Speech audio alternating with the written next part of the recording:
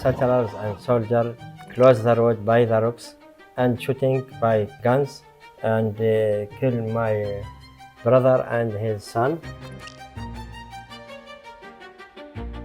Show me an international law that says that that the Jewish presence in this territory is illegal. I'm talking about the UN Security Council On what resolutions, basis? the They European simply say, Union, they say over and over the International that it Court is of Justice. illegal.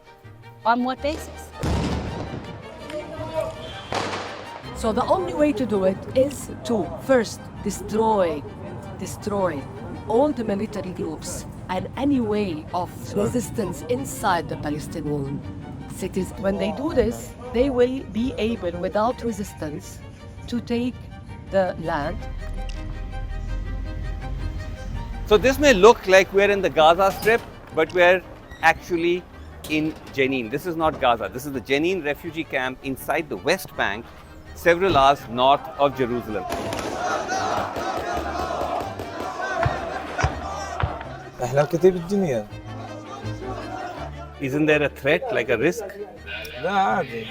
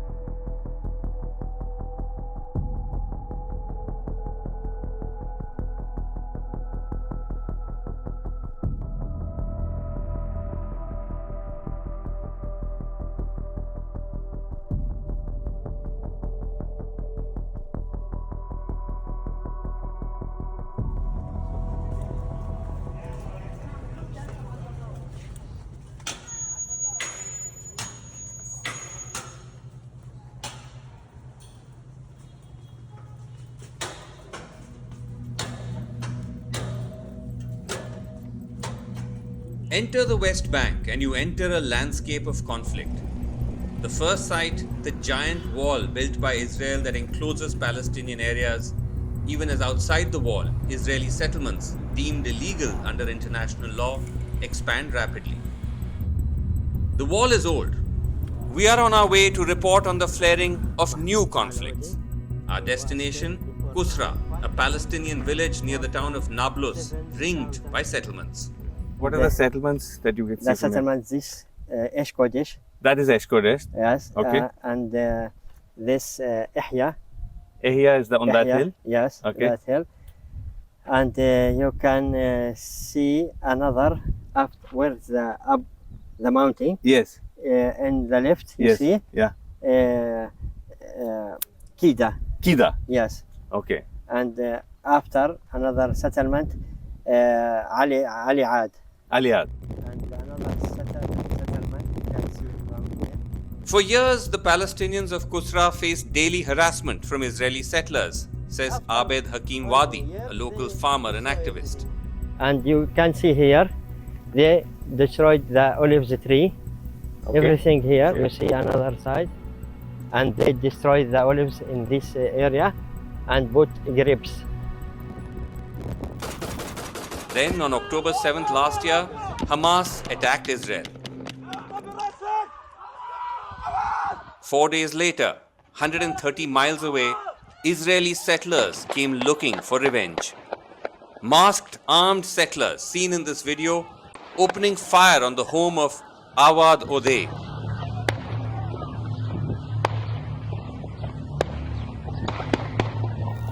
When young men in the village came to help Awad, 3 were shot dead.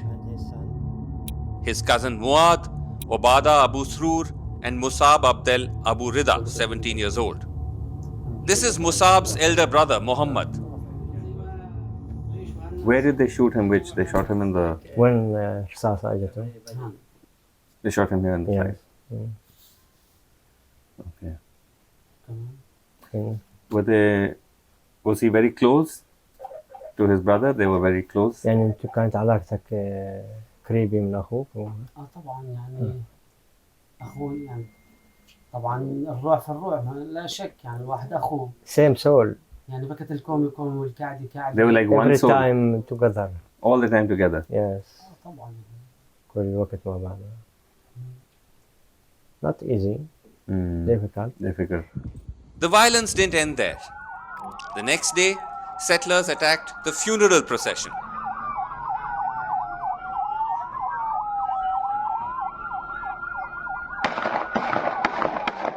They shot and killed Abed's brother Ibrahim Wadi and Ibrahim's son Ahmed, 26, a lawyer.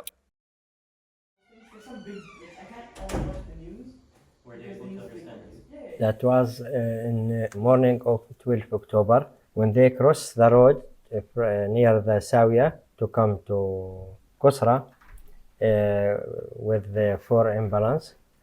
They find the settlers and soldiers close the road by the rocks and they want to burn the body of the Shaheed, poor Shaheed, and shooting by guns and kill my brother and his son. The army is meant to protect both settlers and Palestinians, but did nothing, says Abed. When the settlers were attacking your family, was there any army around that time? The soldier with the settlers together was shooting. The soldiers Together. We have video about that. Right. Yes, I'm not talking just. So the soldiers were also right there. Yes, same With the settlers. with the settlers. Same. Every time the settlers not come alone with the soldier to save him. In a video of the chaos at the funeral procession, an army vehicle pulls up and fires on the ground to disperse the Palestinians.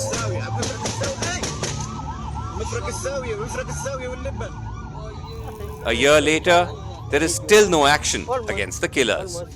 Nothing has happened. Because the law in his hand. No, if you go to the court work with the occupation. You under the occupation. How the occupation give you space to talk in the court? They didn't give you space. They didn't take care about who killed, who injured. So anyone was arrested for the attack on your brother and his son? Any of the settlers, were they arrested? Nobody.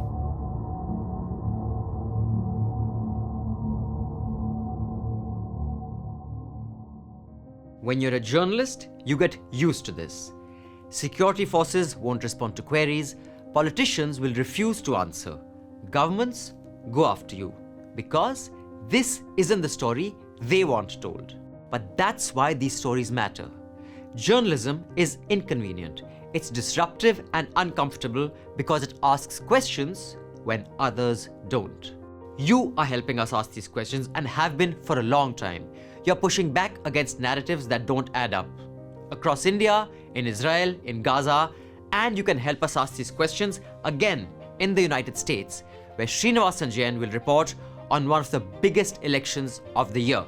Log on to newslaundry.com/subscription or scan the QR code on your screens, choose an amount and fund journalism that seeks answers. The violence that convulsed Qusra and the absence of justice isn't new. The radical settler movement has long held the goal of expelling Palestinians and expanding the Jewish footprint in the West Bank. Since Hamas's October 7th attack, though, the violence has spiked, the UN recording over 1,300 incidents in this period. The friction in the West Bank was rising even before Hamas's October 7th attack. Here's the context. The West Bank is a separate Palestinian enclave to Gaza. It's been under Israeli occupation for the past 6 decades. In this time, Israel has ensured the rapid expansion of such settlements across this entire region, shrinking the amount of space Palestinians have to live and to work, even though settlements like these are widely considered illegal under international law. Multiple resolutions of the UN Security Council have deemed Israeli settlements illegal. The European Union, settlement building anywhere in the occupied Palestinian territory constitutes an obstacle to peace. Just 3 months ago, the International Court of Justice had to remind Israel that its presence in the occupied territories is illegal. Yet, far from slowing down, the growth of the settlements and the annexation of Palestinian lands has been turbocharged after Prime Minister Netanyahu, battling corruption charges and falling short of a majority, came to power with the most right-wing government in Israel's history. Netanyahu's coalition partners include leaders like Bezalel Smotrich, Israel's finance minister, an ultra-right settler himself who's been granted administrative oversight of the West Bank. Smotrich has made no bones about his intentions. My life's mission is to thwart the establishment of a Palestinian state, he told colleagues in June this year.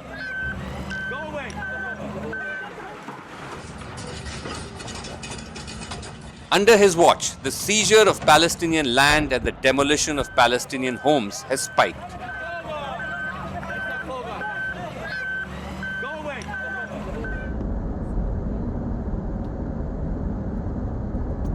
Yet, some Israelis want their government to do even more. Naomi Khan works with Regavim, an Israeli settler group that maps what they claim are illegal Palestinian construction activities in the West Bank and petitions to have them demolished. Sometimes we'll petition against a particular structure in order to highlight this failure of governance. She drives us to Efrat, an Israeli settlement near the Palestinian town of Bethlehem. Here she points to Palestinian structures that she says have been deemed illegal but are yet to be demolished, like a home and a cluster of schools. Everything you see here in the foreground, every single one of these structures is illegal.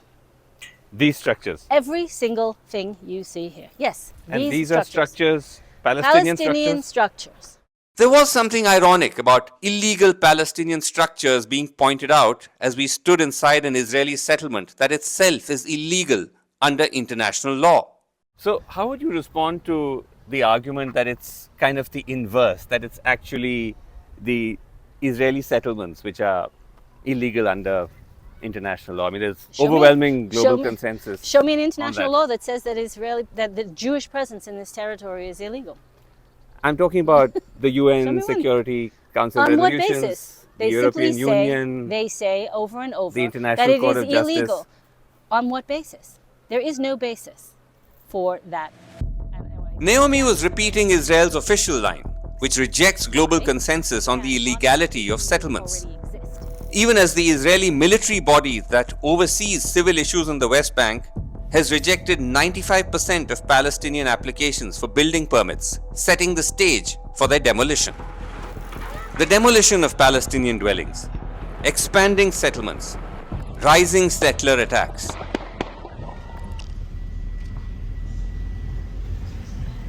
Alongside all of these, the West Bank is grappling with a new escalation in the aftermath of October 7th. Ground zero to witness it, the Jenin refugee camp inside the Palestinian town of Jenin.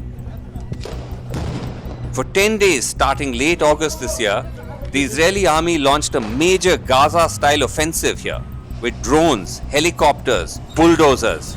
They say to target Palestinian militants. This is the aftermath. So this may look like we're in the Gaza Strip, but we're actually in Jenin. This is not Gaza. This is the Jenin refugee camp inside the West Bank, several hours north of Jerusalem. And what you're seeing here is the aftermath of one of the most intense sets of military actions by the Israeli forces after the Hamas October 7th attack. What you're seeing, the camera can pan, is the aftermath of Israeli army bulldozers which dug up roads because they said that there is the possibility of landmines. You can see still some of the rubble from all these different strikes, and that's because the army claims Jenin had become an increasingly dangerous place, a hotbed of Palestinian armed resistance, and that's why they had to go all out. It's not just Jenin.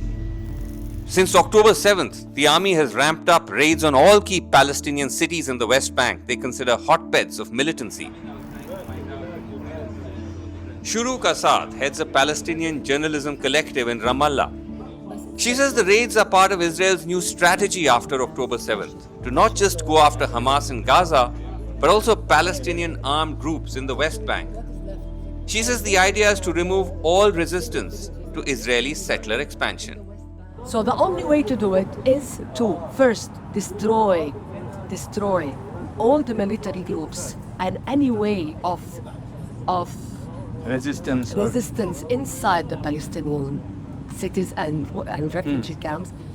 The war against refugee camps, especially, because this is where the mostly young armed Palestinians are within the society itself. Right. When they do this, they will be able, without resistance, to take the land, to displace as much Palestinians as they can. The new Israeli aggression, she says, is fueling a Palestinian backlash. It is an existence pattern for the Palestinians. That's why these That's people- why they are full of anger. They lost their colleagues, they lost their loved ones. They feel under threat, big threat. So for them, we're having more and more numbers of youth who really want to carry out this. In Jenin camp, those rising numbers visible the moment you enter. Armed Palestinian fighters stop us. After we explain we are journalists, they take us to meet their comrades. These are the men of the recently created Jenin Brigade. An estimated 14 of their fighters killed in Israel's August raid. But that has not deterred them, says this fighter. Can he tell us about himself, his name and what group is he part of? احنا بكتيبة جنين And how long has he been with them? سنتين 2 years. For 2 years. What made him join? جهاد بسبيل الله. Okay. But isn't there a threat, like a risk? Isn't there a risk to him, like threat? He may get killed, shaheed. لا عادي. The cult of martyrdom everywhere on the walls of Jenin camp. Fighters killed in past and recent battles. Just the day before we arrive, new martyrs have joined their ranks. In Kabatia, in Jenin, a large crowd gathers for the funeral of 2 fighters killed in an Israeli raid a day earlier.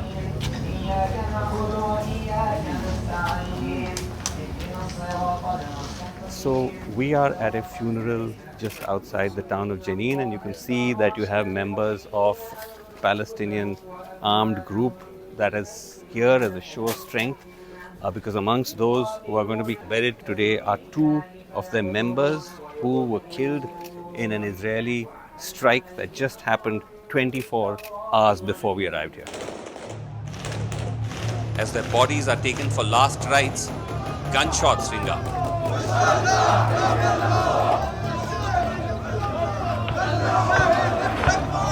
The mood is volatile.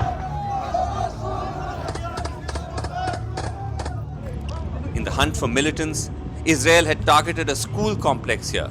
In its aftermath, soldiers were filmed pushing and kicking the bodies of Palestinian fighters killed in the raid from the roof of the building.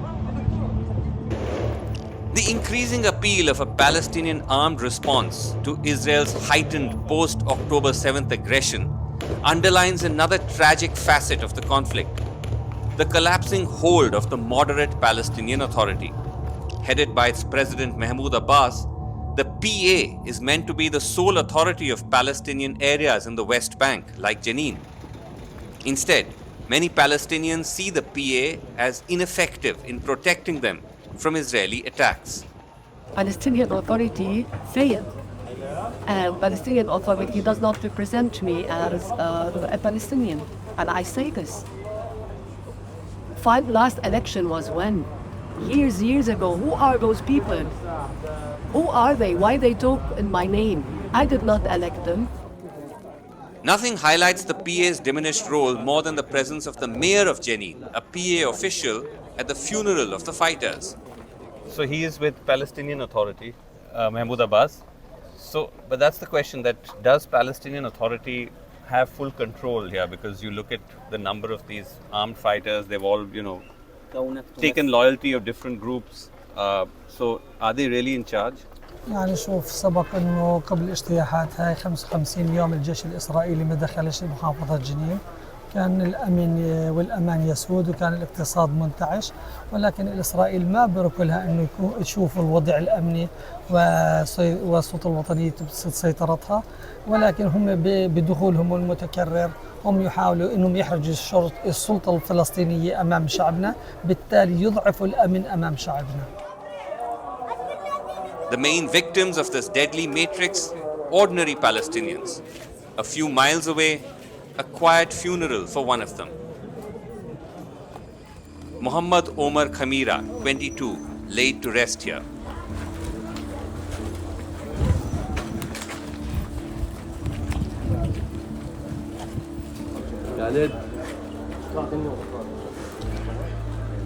His uncle says Muhammad, who works as a cook in a restaurant in Kabatia, was shot in the raid by Israeli forces when he had come to pick his cousin up from school. في الحقيقة يعني كان في له ابن أخت في المدرسة مع الطلاب المحاصرين، لأنه البيت اللي حاصروه الجيش جنب المدرسة بالضبط، فكان بده يروح يجيب ابن أخته من المدرسة.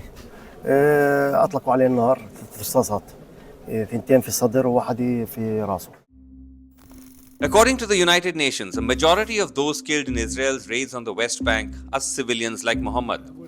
I ask his uncle, isn't the presence of Palestinian fighters also to blame for placing civilians at risk? And what signal does it send to Jenin's children growing up amid the cult of martyrdom? He, however, solely blames Israel. يعني بدي أقول لك شغلة، يعني المناظر أنت اللي بتشوفها كإنسان، أنا ابني مش قادر أسيطر عليه. كيف يعني لما بتشوف انت جيش بقتلوا 3 على ظاهر سطح بمنزل وبرموا الجثث بالطريقه هاي يعني الوحشيه، الطريقه الوحشيه اللي هي عباره عن زي ما تقول كيف يعني بيمثلوا في جثث. الطفل هذا لما بشوف هذا المنظر شو بده يصير عنده شعور؟ انه هذول جماعه مجرمين جايين بدهم يقتلونا وبدهم يمثلوا جثثنا، بدهم ياخذوا كل شيء منا، كرامتنا، انسانيتنا. بالضبط، يعني شو بتتوقع منه؟ شو يفكر بالمستقبل لما يكبر؟ شو بده يفكر؟ بالضبط، شو بده يفكر؟ شو بده يعمل؟ بده يواجه مين؟ The future for now seems dark. Israel's West Bank offensive, expanding settlements, settler attacks, army raids show no sign of letting up. After Gaza, a new tinderbox in the making.